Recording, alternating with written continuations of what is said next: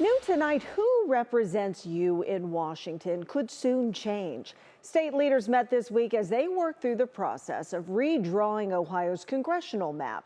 Our Kristen Moran is taking a closer look at where things stand and what comes next. She joins us now in the studio. Hi, Kristen. Hi, Lena. Yeah, so 7 state leaders, including the governor, make up the Ohio Redistricting Commission. And at their first and latest meeting this week, which lasted less than a half an hour, there's still no new map on the table, even as the deadline to decide is fast approaching. Member of the Ohio Redistricting Ohio's 15 congressional districts are set to change, and it's up to the state's redistricting commission to make that happen.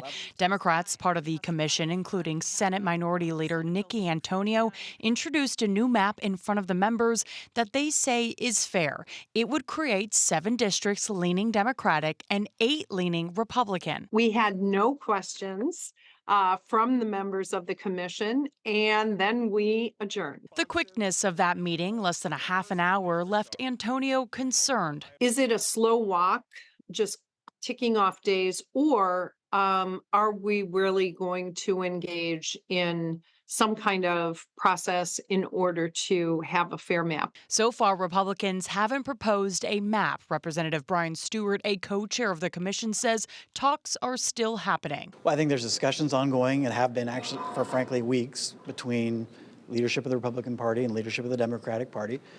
If those discussions start to bear fruit, I think you'll see a map here in this commission. But I think the ball is kind of in the Democrats' court to decide, what deal they are or are not willing to take. But the clock is ticking. The commission must vote on a new map by October 31st. If that doesn't happen, the process shifts to the state legislature, where Republicans could pass a map without Democratic support. Antonio says if that happens and leaders believe the map is unfair, they could launch a referendum effort to let voters decide whether to reject it. I am hopeful at this point that we will be able to come to some kind of a resolution that is better than the worst case scenario. Meantime, there's still no date set for the commission's next meeting. Senator Antonio tells me members of leadership have talked about sitting down again, hoping to find a map both sides can agree on, Lena. All right, more to come. Kristen Moran, thank you.